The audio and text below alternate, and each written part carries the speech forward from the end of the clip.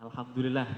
Biasanya artis yang sukses itu diawali dengan atau dia punya keris. Dia punya senjata namanya keris. Itu senjata zaman dulu. Heeh. Pendekar-pendekar bawa keris. Iya, artis yang sukses biasanya bawa keris.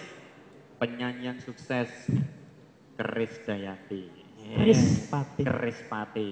Jos. Iya, pemain sepak bola yang sukses Cristiano Ronaldo, ya kan? Nah, petinju yang sukses Chris John. Iya. Nah ini bawa keris, namanya Mas Tommy Kurniawan. Iya, iya. Bener ya? Iya kan? Iya. Silakan. Monggo Mas. 11 kalau mirip kan 11 12 ini 11 341. Iya. Alhamdulillah. Iya. Iya. Baik. Ini Mas Tommy ini sebagai seorang artis gitu ya, yang saya mendapat kabar sih dari panitia gitu ya. Ini sudah mulai mendekat kepada yang tadi kalau beliau itu company spiritual company, kalau Mas Tommy ini artis yang sudah mulai amat sangat mencintai Al-Qur'an. Nah, ini ceritanya gimana? Amin. Assalamualaikum warahmatullahi wabarakatuh. Waalaikumsalam warahmatullahi wabarakatuh. Sebenarnya mungkin kita mencintai Al-Quran sudah sejak lama, saya ya. Tapi mungkin memang membacanya masih on off lah. Karena kesibukan, karena mungkin motivasi juga masih kurang. Belum juga mengetahui isi-isi dalam Al-Quran seperti apa. Belum tahu faedahnya seperti apa dan lain sebagainya. Sampai pada tahun udah cukup lama ya, sekitar tahun 2008 saya bertemu salah satu orang ulama. Beliau mengangkat saya menjadi seorang anak. Disitulah saya mulai dibuka hatinya untuk lebih mencintai lagi Allah, mencintai Al-Quran dan mencintai Nabi Muhammad SAW. Jadi apa yang dilakukan oleh Mas Tommy tadi itu dengan kembali kepada Al-Quran itu adalah selain memang faktor fitrah yang mendorong, ya ini adalah cara yang paling tepat ya untuk mengembalikan kita, karena Al-Quran seperti disebutkan dalam surat Al-Baqarah tadi, hudal linnas wa bayyinatin minal huda wal furqan. Al-Quran itu petunjuk, kemudian Al-Quran itu memberikan penjelasan kepada kita, Al-Quran itu juga memberikan pembeda ini loh yang benar, ini yang salah gitu. Jadi kalau kita itu berpegang pada Al-Quran, pasti jalan kita akan lurus, pasti kita akan benar gitu. Makanya sampai ada tamsil di dalam surat Al-Hasyr ayat 21, Allah itu membuat tamsil yang sangat indah sekali. Jadi Allah menyatakan begini ya, lau anzalna hadzal Qur'an ala jabalin, andai saja. Jadi Allah itu menggunakan perumpamaan dengan menggunakan kata lau dalam bahasa Arab. Lau itu kalau di dalam bahasa Arab itu maknanya mustahil. Lau anzalna, andai saja. Padahal itu mustahil sebenarnya. Mustahil Al-Quran itu diturunkan kepada gunung, ya, karena gunung itu tidak punya akal, ya kan? Gunung itu tidak bisa mikir bagaimana Al-Quran diturunkan pada gunung. Makanya Allah menggunakan kata lau yang artinya mustahil. Tetapi Allah sengaja menggunakan perumpamaan seperti itu untuk menyentuh batin kita. Orang-orang yang sudah lama jauh dari Al-Quran itu kemudian terinspirasi dengan membaca ayat tadi.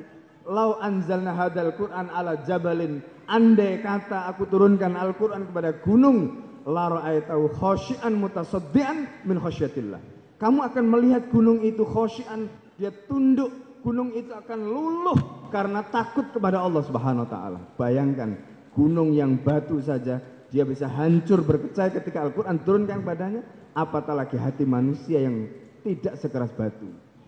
Jadi itu luar biasa dahsyatnya ayat tadi, menggambarkan. Saya ketika membaca ayat ini menangis terus terang. Ya, karena kadang-kadang kita juga namanya manusia itu ada lupanya. Ya, kita menangis ketika kita lupa, kemudian kita baca ayat itu menginspirasi kita lagi. Gunung saja itu hancur, masa hati kita ini nggak bisa luluh dengan Al-Quran?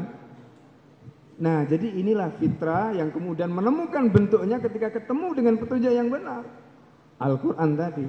Nah karena itu setelah sudah ketemu begitu mestinya tinggal istiqomah. Istiqomah. Iya kan?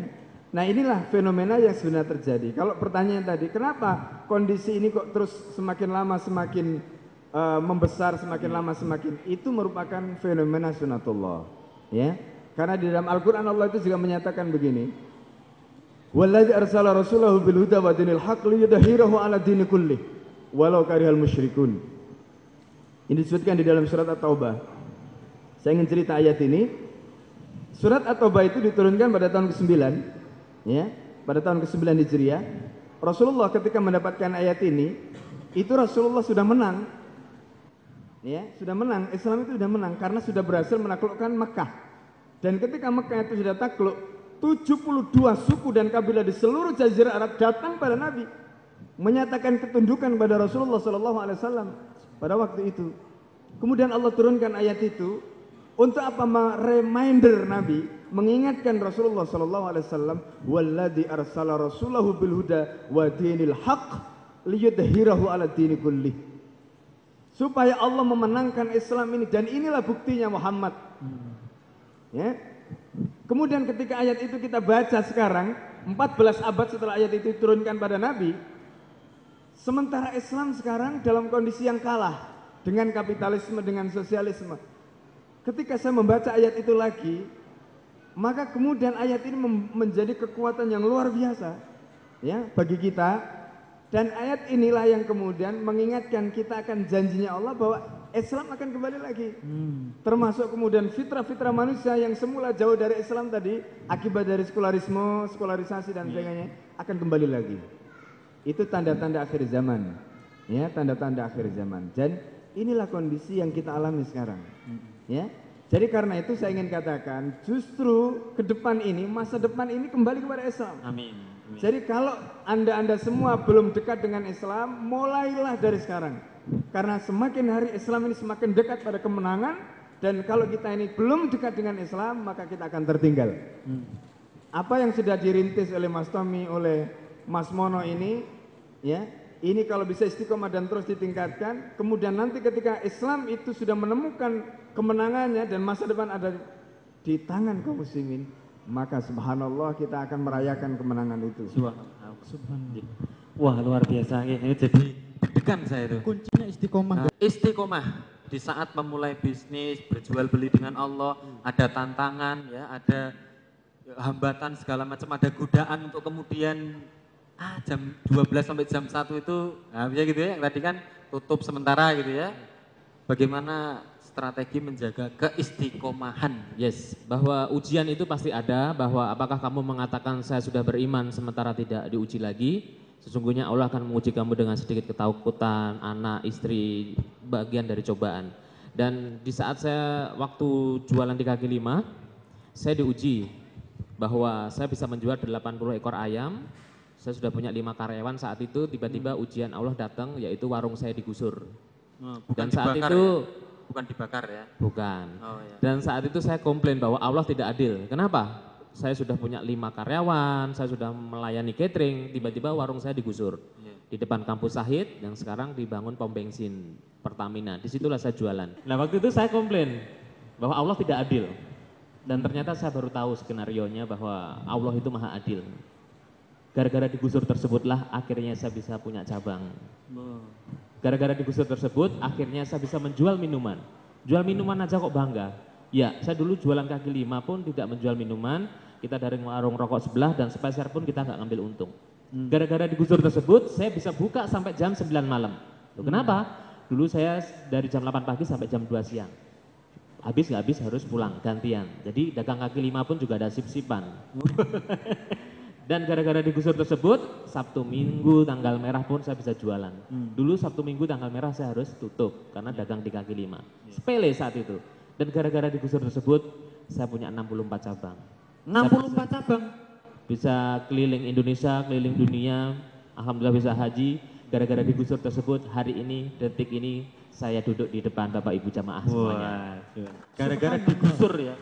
Jadi kita Belum selesai mas. Oh belum selesai? Belum selesai. Tepuk tangannya ditahan dulu. Iya. Ya, Gara-gara nanti saya digusur. kasih informasi kalau sudah mulai tepuk tangan ya. Oke, ya, oke, siap. Jadi tangannya begini semuanya ya? Jadi kalau tepuk tangan langsung ini. Ya, ya. Saya buka cabang pertama, diuji lagi. Flu burung pertama. Flu burung. Flu burung pertama. Dan Ayamnya itu atau buka cabang kedua, flu burung kedua, itu virus flu burung saat itu. Oh. Dan lebih parah, ada korban meninggal, berita di TV, di koran, semuanya membahas tentang flu burung. Padahal kita tahu, waktu itu menanggulanginya bagaimana, mengantisipasinya, penyakit flu burung belum jelas informasinya. Tidak ada yang bisa saya lakukan saat itu. Dan nggak mungkin ayam saya jamin bebas, 100% bebas flu burung. Jangankan saya, fried chicken yang lain, cuma yang jualan fried chicken, yang bahan baku ayam semuanya kena dampak. Yang saya lakukan saat itu adalah kembali ke spiritual. Seperti itu. Bentuknya Belum selesai, Mas.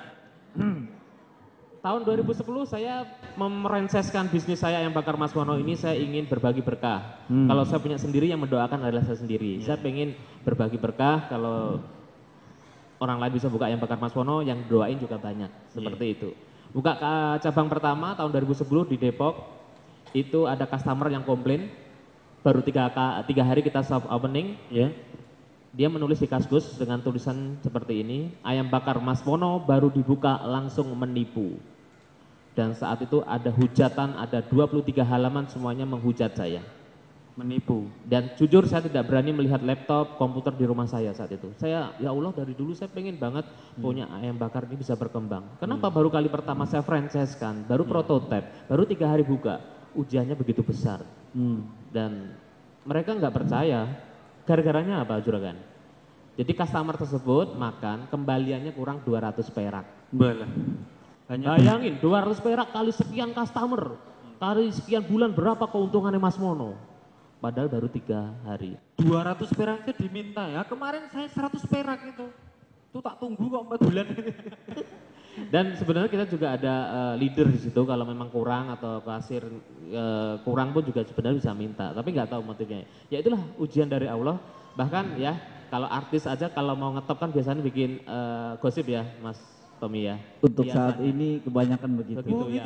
Jadi ayam bakar Mas Mono nggak perlu bikin dulu enggak. gosip. Oh dulu enggak ya? Iya. Kalau Mas Tommy dulu termasuk yang Alhamdulillah sinetron saya banyak dicintai sama penonton. Woi. Karena dulu pada saat saya awal jadi sinetron artis. yang mana ya?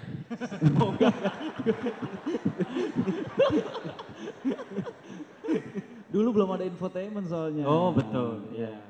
Mohon dimaklum, nggak punya TV di rumah. Oh, iya. Gak punya TV saya. Ya jadi gara-gara tadi masuk di Kaskus tadi, dan biasanya orang kalau pengen ngetop kan bikin sensasi seperti itu. Akhirnya saya nggak perlu bikin sensasi, ternyata orang akhirnya tahu ayam bakar Mas Mono. Bahkan ada yang menghujat, Pak Isi nggak akan lama, sebentar lagi tutup. Lah kalau kemudian nggak laku-laku gitu terus kemana ayamnya itu? Hah? Kalau nggak Makan laku, dewe no enak toh. Dengan kuliner tuh enak, nggak laku makan sendiri. Oh, Mas gitu Tommy ya. juga punya bisnis kuliner kan? Iya. Nah, baru mulai. Oh ya, namanya ayam bakar Mas Tommy.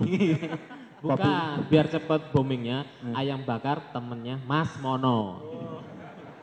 Tetap harus ada Mas Mononya. Harus ada Mas Mononya. Trademarknya soalnya yang Nanti langsung dapat Kaskus Mas Tommy menipu. Iya. Ternyata Mas Tommy disuruh Mas Mono itu. Terus plakatnya diganti ayam bakar Mas Tommy. Tulisan ini disuruh Mas Mono ini. Ini sekarang ke Mas Tommy nih ya, yang kemudian ya tadi ya godaan sana sini segala macam, apalagi sinetron ya, kalau kemudian sudah main dengan lawan jenis segala macam, padahal kita pengen wah mendekat itu untuk menjaga keistiqomahan tadi kan. Yang pertama, yang pasti ya, kita harus tetap menjaga hubungan kita dengan Allah Subhanahu wa taala. Dengan menjaga ibadah kita, menjaga zikir kita dan lain sebagainya. Dan kita mohon doa sama Allah, karena doa adalah senjata orang beriman. Jadi saya berdoa supaya saya ini diberikan peran-peran yang islami, diberikan peran-peran yang mungkin kalau dulu semua saya terima perannya, kalau sekarang alhamdulillah saya nggak terima semua. Iya. Karena kan saya juga harus menjaga perasaan istri saya juga. Betul. Saya juga ya mencoba untuk lebih baik lah, dan alhamdulillah sekarang kebanyakan peran-perannya ya semuanya yang baik-baik. Tidak ada Peran-peran kaitan dengan ustadz. oh itu ya mungkin yang paling enggak itu ya peran-peran di pinggir jalan gitu ya kan. Itu jauh dari itu loh, ya. Mas Tommy kalau dapat Iya. tawaran adegan panas gitu mau gak? Panas apanya Dibakar nih? itu. Bakar ayam maksudnya. Bakar ayam. Panas apanya nih? Bakar ayam. Kan saya Iya. sering diliput soalnya Iya. peran pengganti. Oh iya, Sibuk boleh, lah. boleh. Peran Siap, pengganti ya. siap. Figuran itu sampai segitu ya. Stuntman gitu ya dibakar. Saya pernah ditawari beberapa judul film yang harus melakukan adegan suami istri, Wah. film layar lebar ya, karena mungkin kalau sinetron sekarang sudah banyak peraturannya, alhamdulillah, pakai rok-rok yang ini, cuma memang masih banyak yang kurangnya. Tapi kalau saya lihat sekarang itu sudah tidak seperti dulu lagi ya di televisi, cuma memang tetap mesti banyak perubahannya. Tapi kalau di film itu kan kayak misalkan kissing terus dan lain sebagainya itu masih mungkin lebih banyak dibanding sinetron. Ya saya tolak dan alhamdulillah sampai sekarang saya nggak ditawari film lagi karena emang kebanyakan saya menolak untuk adegan-adegan seperti itu. Saya juga bingung kenapa kok apa muka saya muka mesum saya bilang gitu. Oh, iya. Enggak juga sih. Iya makanya Tapi saya ya juga rada pertimbangannya. sih. Oh enggak. Enggak. Ya mungkin kalau ini pasnya kalau saya casting gitu ya. Jadi memang mendekat kepada Allah dan juga tadi mikirkan keluarga juga ya, perasaan Iya, istri. perasaan istri Iya, gitu. Karena bagaimanapun juga kita hidup dalam rumah tangga, kita pinginnya kan betul-betul menjadi rumah tangga yang sakinah, mawadah dan warohmah. Wah, amin. Ya kan? Terus juga bergaul dengan orang-orang soleh seperti juragan. Ya boleh lah ya. Ya nanti kita tuker-tukeran, saya nanti kasih nomor rekening ya. Bukan nomor telepon, nomor rekening. Ya gitu. intinya sih terus menjaga diri kita karena semakin kesini saya merasa bahwa ibadah kepada Allah Subhanahu Wa Taala itu harus kita nikmati betul-betul. Seperti sholat itu harus kita nikmati pada saat ruku, pada saat sujud. Jadi jangan sampai kita sholat terburu-buru karena ngejar waktu. Iya. Bahkan saya sering ditunggui sama kru kalau saya sudah di musola mungkin bisa menghabiskan 15 sampai 20 menit. Itu biasanya ada yang marah-marah tapi saya kasih pengertian bahwa yang namanya beribadah Anda tidak boleh paksa. Kalau Anda paksa saya untuk beribadah hanya 2 menit 3 menit ya udah nggak apa-apa, saya nggak usah main sinetron aja, saya bilang gitu. Tapi alhamdulillah sutradaranya pengertian, jadi ketika saya minta waktu break pasti mereka sudah mengantisipasinya dengan ada satu scene yang lain gitu. Jadi diganjel supaya mereka nggak nunggu saya seperti itu. Oh, ya. Ini kalau saya sutradaranya itu Mas Tommy mau sholat, oh silakan. Ya. Mau pengajian, oh silakan. Gitu. Ya. Mau apa? Syutingnya kapan? Gitu, ya. Seperti pada hari ini, tadi saya dari lokasi syuting. Oh iya toh. Saya izin dulu. Gara-gara ada saya ini langsung ke sini. Betul, Ya. mau Baik, ini ke Mas Tommy ini ya. Sudah ke bagian yang paling ujung tadi. Ya, 15 atau 16 Ramadan sekarang ya? 15 ya? 15. Oke. Ada komitmen-komitmen apa pada keluarga Mas Tommy sendiri di bulan Ramadan ini? Hingga kemudian nanti setelah Ramadan mungkin ada sesuatu yang ditargetkan untuk meningkat gitu ya, untuk tadi menjaga keistiqomahan tadi. Jadi komitmen saya adalah Mas Tommy. Oh, Mas Tommy. Iya. Monggo Mas Mono. Silakan Mas Tommy. Iya, kalau saya komitmennya terus tetap kemarin gini. Jadi ceritanya saya itu waktu awal-awal ikut One Day One Juice itu semangat sekali, semangat. Seperti kita baru dapat barang baru, kita pasti semangat. Tapi ketika kesibukan sudah sangat padat, saya sempat lalai, sempat rapel, akhirnya satu hari ini nggak selesai dan lain sebagainya. Nah terus kira-kira baru sekitar 2 bulan lagi, saya alhamdulillah saya perbaiki lagi. Jadi komitmen saya di bulan Ramadan ini saya pingin tetap istiqomah untuk 1 hari 1 jusnya, bahkan seterusnya, dan saya bikin sedikit perjanjian sama istri saya bahwa supaya istri saya juga, karena kebetulan waktu dulu sempat ikut sekarang udah enggak, jadi kalau bisa mulai dibiasakan lagi dan setelah Ramadan istri saya harus ikut. Kali ini saya agak sedikit mohon maaf pemaksaan karena gitu ya. iya, karena itu sudah kewajiban saya sebagai seorang suami. Iya.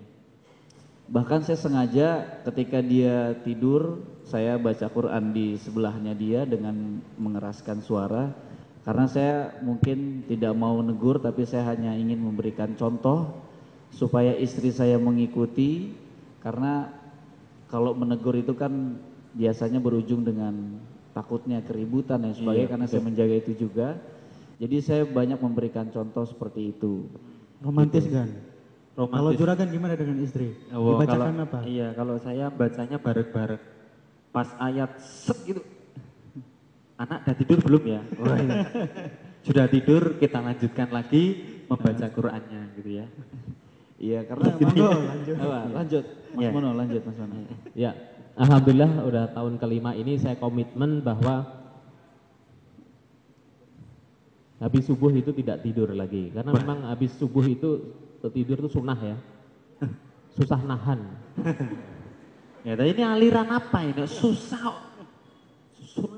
nahan gitu. Ini aliran baru ini ya. Aliran sunnah. Iya, saya tidak mau selama ini bangun tidur, sahur, terus subuh, terus tidur gitu. Apalagi nonton acara-acara sahur nih, saya udah 5 tahun ini nggak pernah nonton acara-acara sahur. Kenapa? Seperti itu, ini komitmen saya. Wah. Dan saya tidak mau digoda seperti itu, dan saya harus punya komitmen bagaimana saya harus ngaji. Dan saya menyadarin saya juga masih proses belajar terus, makanya cara gampangnya adalah saya mengundang Ustadz untuk datang ke rumah.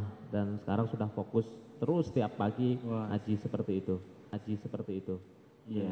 Kalau Mas Tommy sendiri tadi kan membacanya sudah nih, membiasakan membaca dengan istri, ya, membaca bareng one day one juice gitu ya. Nah, setelah membacakan tadi ada pesan dari Ustadz Fatih Karim ya, membaca terus memahami. Nah, proses berikutnya apa ya? Kalau beliau kan ngundang Ustadz ke perusahaannya gitu. Kalau Mas Tommy, Iya, kebetulan saya baru mau memulai untuk memahami tersebut bersama Ustadz Felix dan Ustadz Fatih juga. Oh iya. Karena memang saya baru kenal juga dengan beliau. Mungkin sebelumnya saya sudah ada juga majelis untuk memahami Al-Quran. Tapi mungkin itu belum fokus karena materi yang berbeda-beda dan tidak kontinu karena juga kesibukan saya. Nah, saya pingin sesuatu yang kontinu, yang memang bertahap dari bawah sampai atas supaya saya betul-betul bisa memahami. Karena memang di dalam Al-Quran itu ada satu ayat yang menjelaskan bahwa sungguh celaka orang yang memahami ayat Al-Quran hanya sepotong-sepotong dan menyampaikannya. Bahkan dijelaskan juga orang tersebut yang paling pertama masuk ke dalam neraka. Gitu. Jadi itu memang satu hal yang sangat serius sekali, bahwa membacanya pun juga kita harus benar, karena kalau tidak benar juga artinya lain, ya kan? Dan sungguh luar biasa lagi bahwa ada satu riwayat kalau kita belajar Al-Quran itu di satu lingkungan rumah kita itu diampuni segala dosa-dosanya. Jadi beribadah baik, berbuat baik itu manfaatnya bukan hanya untuk kita tapi juga untuk lingkungan dan sekitar kita. Wah, subhanallah.